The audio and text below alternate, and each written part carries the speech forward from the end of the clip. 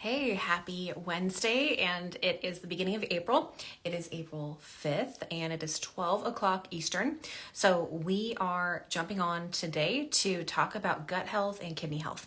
And not a lot of people know about the importance of gut health because it's not talked about as much as sodium or phosphorus or potassium, but it is incredibly important.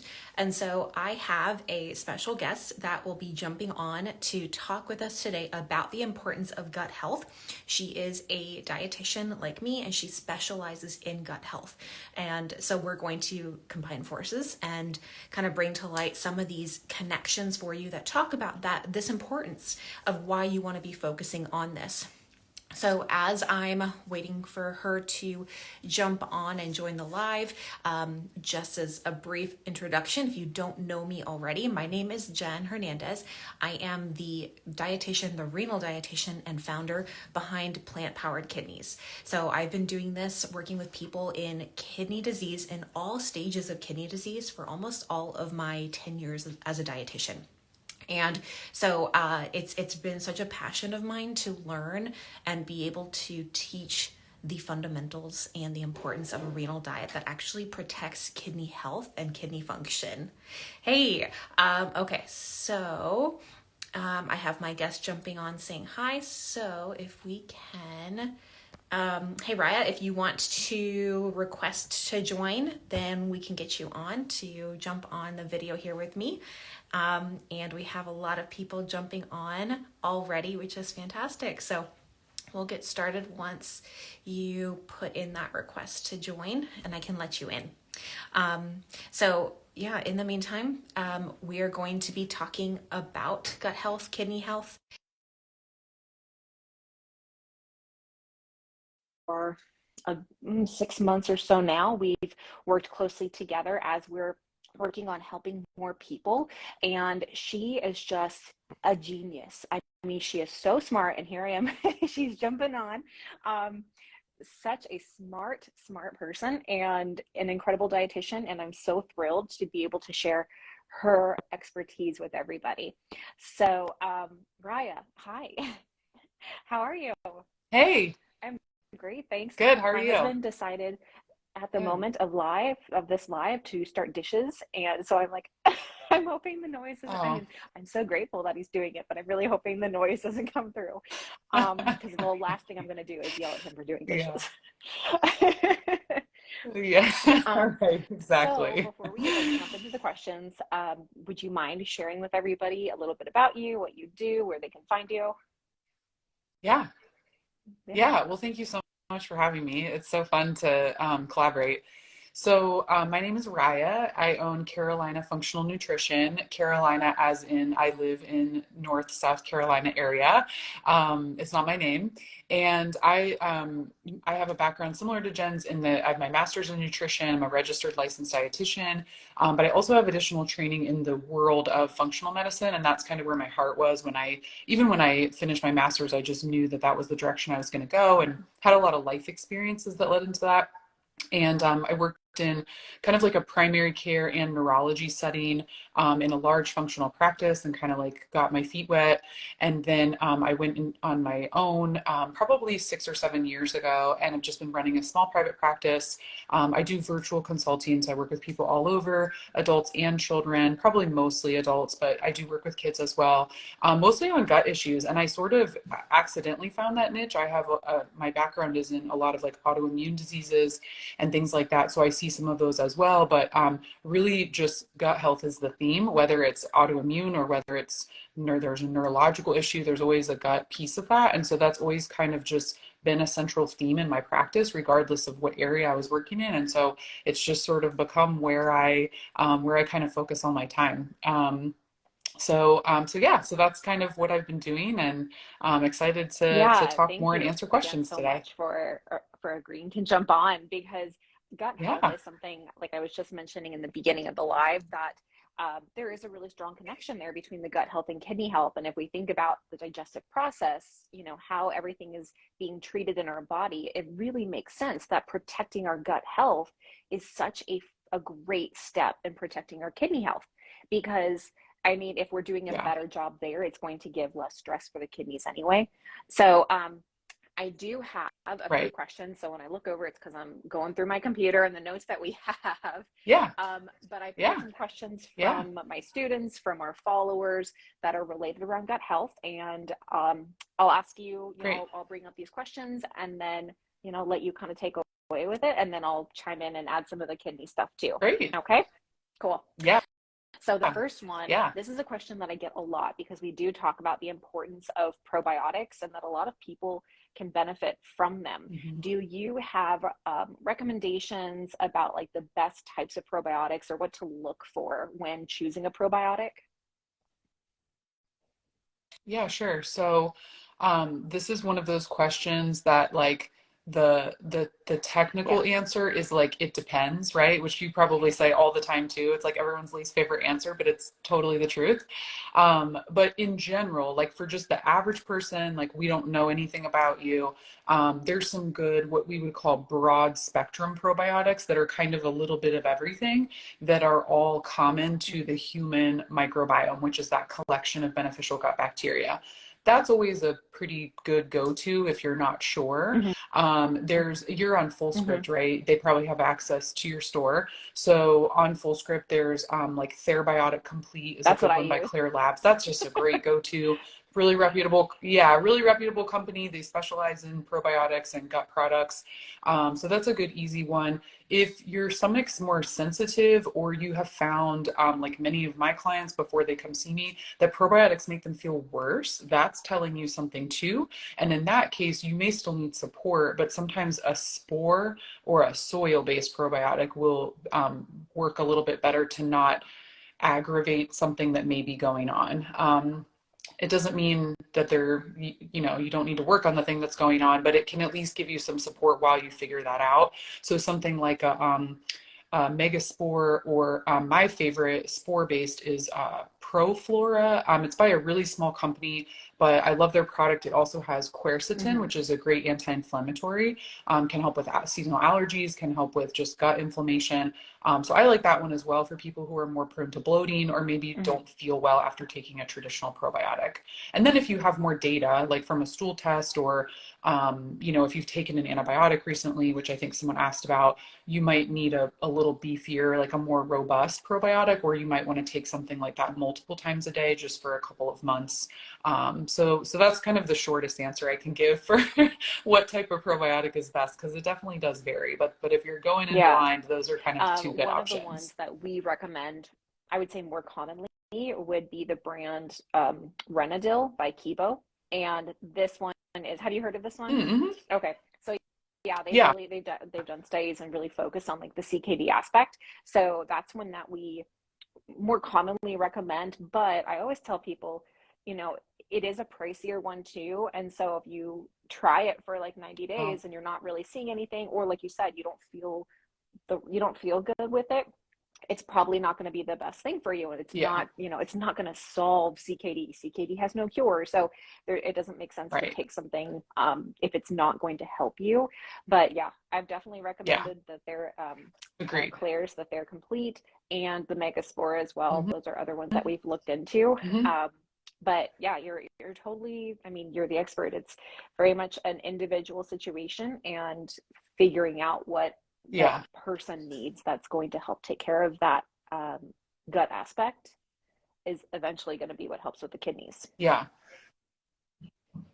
Yeah, agreed. Yeah, it's definitely all connected for sure. So, and I guess my point in saying all that is like, if you run into a situation where, you're not feeling well on a certain, like a general probiotic, it's worth going Mm-hmm. back to figure that out, and so you can get data, I guess is my point, to really personalize what those recommendations need to be for your body.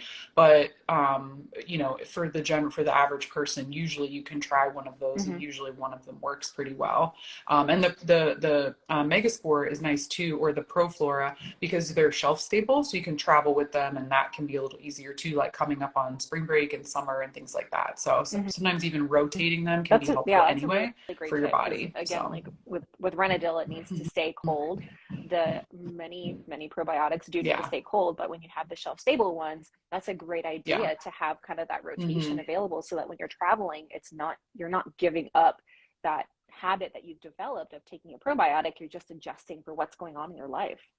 Yeah, yeah, That's great. yeah, yeah, exactly. Yeah, So it a works out question well. related Yeah. to that, you mentioned the antibiotics, so maybe just kind of expanding more on like the relationship, like what to do if you're on antibiotics and taking a probiotic, because there's a lot of information out there about Yeah. like take it, don't take it. What should people do? Yeah, there's actually pretty conflicting research on it, but overall, it seems to be that taking probiotics is worth it while we're on antibiotics. And actually, it's so funny that this question came up. The whole month this month, this is what I'm talking about.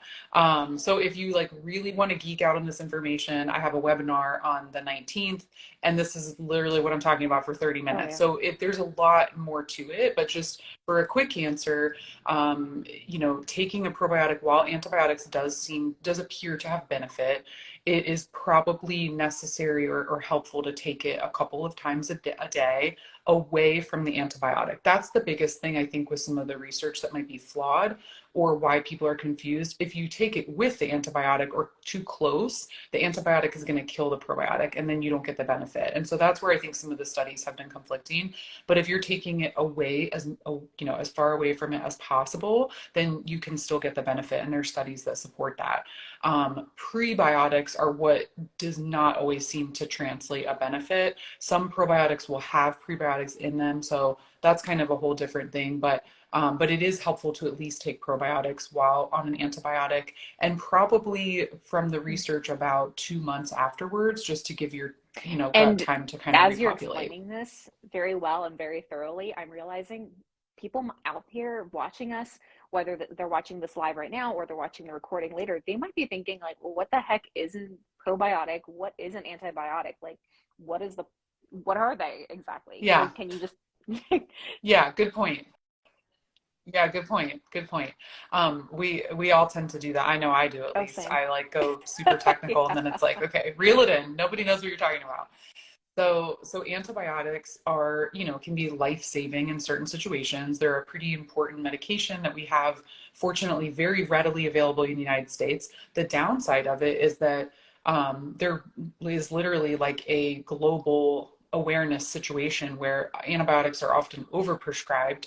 I go through like all of this month. This is like all in the front of my brain, but they don't kill viruses, even some bacterial infections, which antibiotics should theoretically kill. Some bacterial infections like ear infections and sinus infections can go away without antibiotics. So it in most cases, even from like a CDC global standpoint, it really should be kind of a last resort. But if you have like strep or whooping cough or like something really severe, that's where they of course are a life-saving medication. However, the downside is even one round of antibiotics can kill about 80 to 90% of all of your beneficial gut bacteria. And basically, like when you think about what that even means, we have more bacteria in our gut than we do cells that I make up our know, body, which is just like right. how do you even like picture that? So when you kill 80 to 90% of that, the analogy I give is like it's kind of like ripping up your whole yard or spraying your Hmm. whole yard with weed killer to get like 12 weeds. Instead of like pulling them out, we just got to spray down the Hmm. whole yard and rip it out and start over. And so if you think of that analogy, what would you have left? You'd have basically like a naked lawn. And so you have to kind of repopulate the whole thing. And so that's kind of where probiotics come in. Probiotics are like a beneficial bacteria supplement that helps to replace, restore, or supplement or support what our body naturally can kind of do on its own. And our body has a pretty cool system where it makes this, beneficial bacteria. It uses vitamins, it uses our food, it uses plant fiber and all these different materials to kind of make these bacteria that we're born with, and it kind of regenerates. But then when we kill them all, we have to sometimes use supplements, and other medications can interfere as well, like birth control is a big one that really can disrupt the microbiome. So there's other situations where you might need Hmm. support or supplementation to kind of Yeah, balance that that's out. a great explanation to show kind of like both sides of that, because there is a lot around that. And when people search information about this, or in our realm, and you may come across this with your clients as well, but there can be a lot of mistrust or limited trust when people are given a prescription, because Yeah.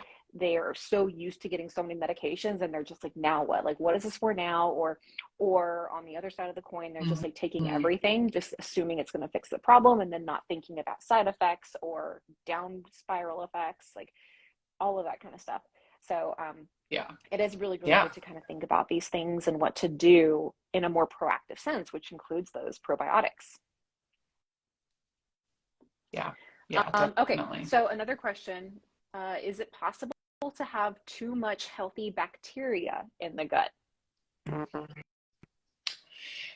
So, short answer is yes. I would say, as I alluded to earlier, our body naturally has this pretty amazing balance of kind of, we're basically, when we're born and through breastfeeding and other methods, contact with soil and animals and different things, we kind of collect all these bacteria that make up a healthy gut. But that can become imbalanced. And it's usually because of some sort of, intervention that, is completely justifiable, but ultimately can throw off the gut. So medications are a really, really common one. Antibiotics, acid blockers, birth control. There's like a whole list of different medications. Accutane, I see that one like a lot in my younger clients. And it can throw off the bacteria in the gut. And when that happens, the body tries to compensate by kind of like generating more. Also, if you have like surgery, especially abdominal surgery, where foreign bacteria could be introduced into the body, there's all types of scenarios, and some of them are little and some of them are big, and it can disrupt that healthy balance. And so then when the body's trying to overcompensate, sometimes that bacteria can overgrow. Likewise, if someone's taking the exact same probiotic forever and ever and ever, and they don't necessarily need it, and one of those other things is in play, like some other imbalance, then that can maybe tip the scales. And it's kind of like someone who just overstays, like when you have a party and you're ready for everyone to go home and they like don't get the hint. It's kind of like that, and they just kind of hang out too much and too long, and then they kind of like move to different parts of your house that they're not supposed to be in. So that's I my love silly it. analogy for overgrowth. So the most common kind of term for that you might hear out there is SIBO, which is small intestinal bacterial overgrowth. That's probably the most common, like, label for when that happens. Is it's not necessarily bad bacteria, it's just too much of a good thing, or right thing, wrong place, and it's kind of moved from generally being in the large intestine to the small intestine. And so that's why like rotating probiotics is good. If you don't have a lot of disruption to your gut microbiome, if you eat super clean, you don't take medicine, you haven't taken antibiotics in a few years, you may be able to even manage with food, or take a probiotic like once a week or something like that. So I think it has to be a little more personalized to really know for sure. But if you start getting like a lot of bloating, that's usually a first sign that maybe you have overgrowth. And so you have to start looking at food and probiotics and types. And again, if you switch to a soil probiotic, that might answer your question as well. So you have to kind of play around with it a little bit. But the short answer is yes. And there's also testing if you suspect that that's what's going on, and you're Hmm. working with like a practitioner That's on great. figuring it out. And that you mentioned the bloating again, which has kind of come up a few times. There's a lot of GI issues, but bloating is definitely one that we hear that happens a lot. And I know there was a Yeah. question about it. Let's see. Well, one of the things for plant-powered kidneys, we promote a plant-based diet. We promote a lot of fruits and vegetables to support Yeah. not only kidney health, but gut health as well.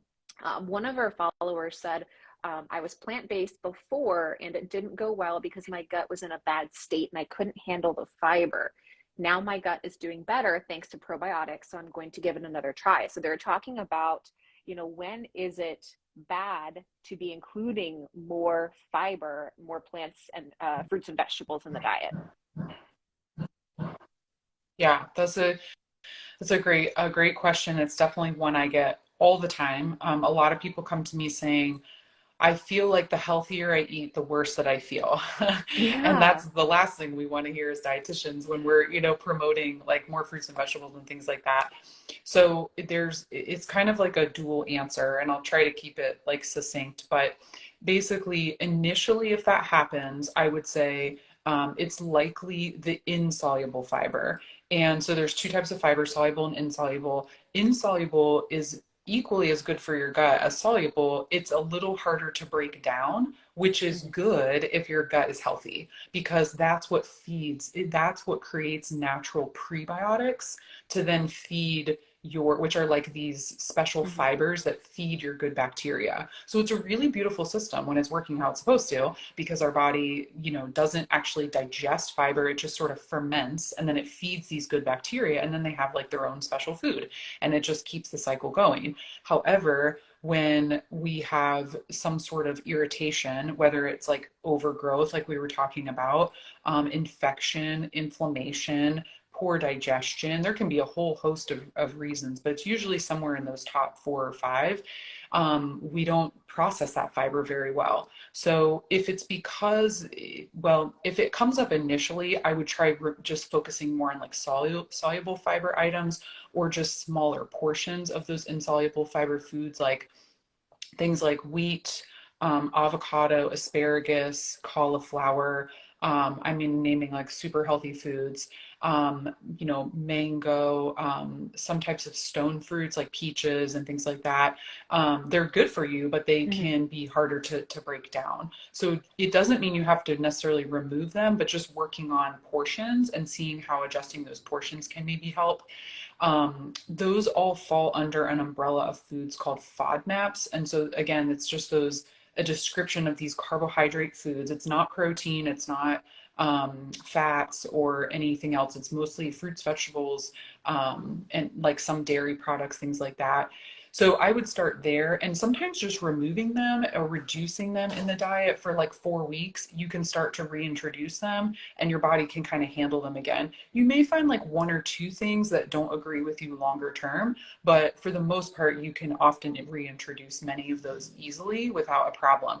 If you are unable to reintroduce multiple foods to the point where you feel restricted, especially if you're Mhm. dealing with kidney issues on top of that, and you already are working through kind of a new normal of like how to eat, that might be where, working with someone Mhm. on figuring out why, why that's happening. Is it digestion? Is it inflammation? Is it an imbalance in your gut bacteria? Is it infection? And a really comprehensive stool test. You probably can't get it from a GI doctor, but just someone who works in like functional medicine or nutrition who does stool testing, you can really easily figure out what the root cause is. So don't struggle with it for too long, because there are definitely answers out there. But sometimes just by removing those foods or reducing the portions, will help you get immediate relief a little more quickly with Mhm. less investment And and I time. really like that you talk about, diving into these root problems and figuring out this individualized situation when it comes to the foods that might need to be a little bit more careful with, because in the kidney world, a lot of times we're looking at high versus low potassium. And it's like, oh, well, I'm just going to avoid the high Right, potassium foods. But then what if you're looking at this list of low potassium foods and half of them are causing you digestive issues? So then it kind of just right. it nullifies that whole concept of limiting potassium, because if your gut health is being impacted by these low potassium foods that you're eating, it's not going to really protect your kidneys or Yeah, your gut. So instead of focusing just on high versus low potassium, focus on this wider range of potassium, but the foods that your body is going to be happier with, and that can then help support your kidney health yeah. regardless of the potassium. Right. Yeah.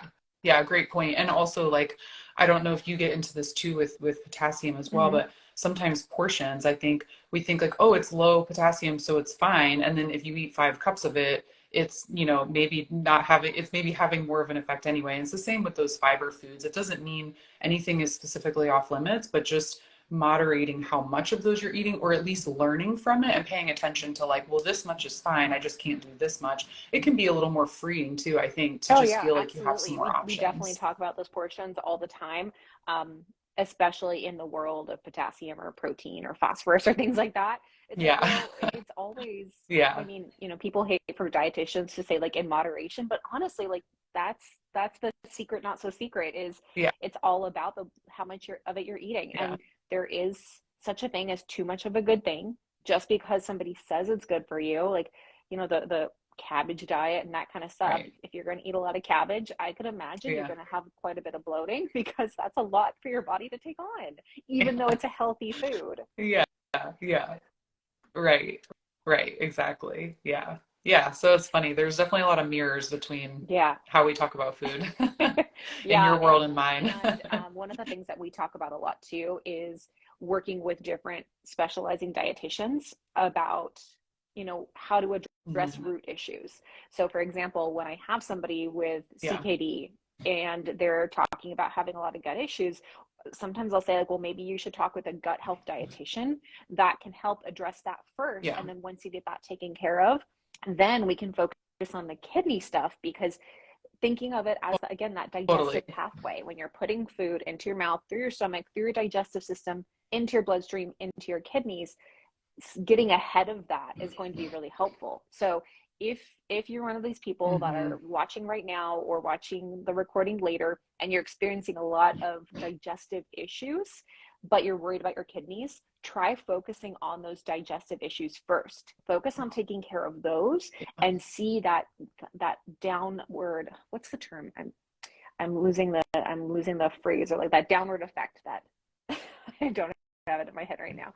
But that yeah, I just know like what you mean. see what happens when you can address something more early on in that digestive process before it reaches Yeah. your kidneys, and then you can see how it impacts your kidney health, because it will provide this Yeah. downstream effect. Maybe that's what it is, downstream effect.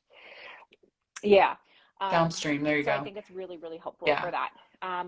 We are almost at 30 minutes. And I did have one other Yeah. question that I wanted to ask. And we've kind of touched on some of it when you talked about FODMAPs, but if there's anything else that you would like to address, what are common gut irritants? Yeah. So I'll name some of the less obvious ones since we talked about FODMAPs a little bit. So that's those high fermentable fiber foods that are good for you, but can be irritating when you're not in a good state in the gut. Other things would be like alcohol, which everyone wants me to come on and say like wine's really good for you. So sorry, don't throw things, but alcohol is hard on the gut, Right. right? Now again, it doesn't mean none. So this is where Right. moderation is a really glamorous, term that we're going to throw out, but alcohol is hard on the gut. So sometimes just moderating that can be helpful. The other one that I see a ton that I feel like nobody knows about Mm. are gums. So anything that says the word gum on it, not like chewing gum, but like when you look at like almond milk, like especially plant products, right? Plant products are naturally going to be a little more, sometimes they're chalky, sometimes the texture isn't creamy. So anything, whether it's like ice cream or milk or anything with like chocolate in it, even if it's like a bar, like a protein bar or like a food energy bar or something like that, or like anything like that, it might have gums in it. And gums are like emulsifiers, and it helps to give a smooth, creamy texture that is reminiscent of usually dairy. And if we don't have dairy in something, it can not be as pleasurable on the palate.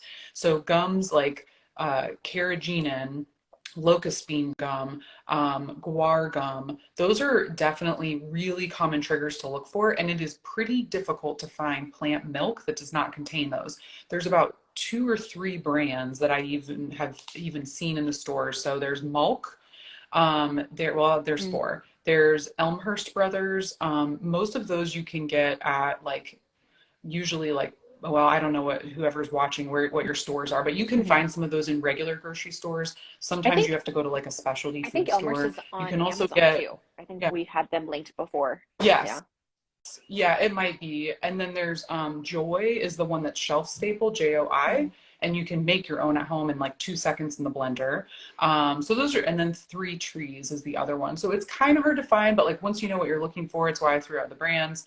That is a huge thing for a lot of people that they don't think about. And then they're like, oh my gosh, I was drinking oat milk every single day or almond milk or whatever. And it was, irritating their gut the whole time. So that's kind of one of the That's lesser really known ones interesting. I'll throw out there. Our audience, our followers, our students are you should be aware of reading an ingredient list because we talk about phosphates and added potassium and things like that. So, if that's another thing, just to kind of go into the subspecialty we're talking about of gut issues, if this is something that is a concern, continue scanning those ingredient lists and looking for anything with gum in it.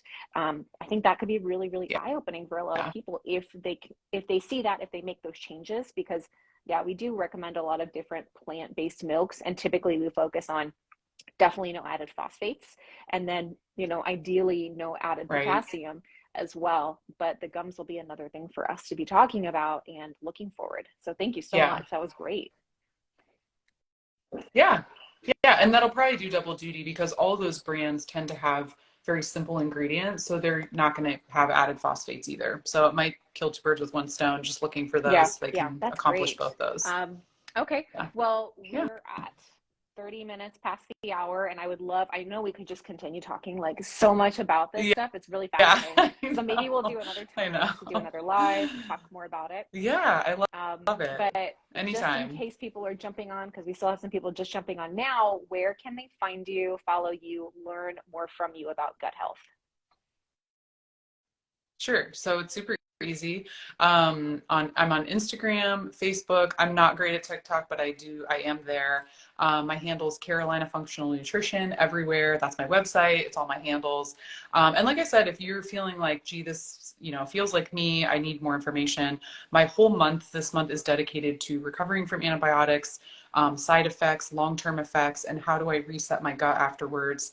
And so I'll be going through a lot of tips and tricks and facts this whole month. And then I have a webinar on the 19th at 11:30. I'll be running it through Facebook Live, actually. So if you want to geek out with me and learn a little bit, take a deeper dive, I'll be there as well and be happy to answer any questions there as well. I hope some of the followers and viewers are going to take advantage of that, because again, like your brain, to be able to pick your brain and utilize the information you have about gut health is phenomenal. It's really, really great. You've already given me ideas of the client that I'm going to see in 30 minutes about things I need to talk with her about. Yeah, anytime. Let me know. Happy to all right, answer Rhya, questions. well, I will talk with you soon. And thank you everybody for joining. Okay, have a wonderful day. Jen. Until next time. Bye. Thanks, Bye. everyone. Thanks, Jen.